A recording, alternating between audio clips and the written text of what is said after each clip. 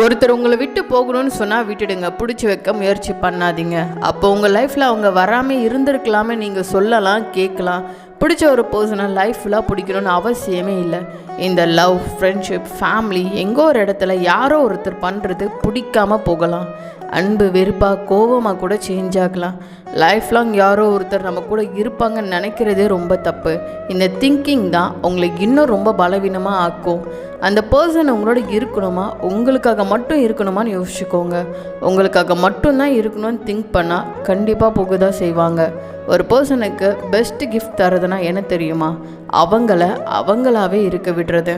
அப்படி விட்டு பாருங்களேன், என்ன நடந்தாலும் சரி உங்களை மட்டும் யாருக்காகவும் விட்டு தர மாட்டாங்க. பிகாஸ் இழுத்து பிடிச்சி நம்மளை புரிய வச்சா கேட்க மாட்டாங்க, பிச்சுட்டு போகணுன்னு தான் நினைப்பாங்க.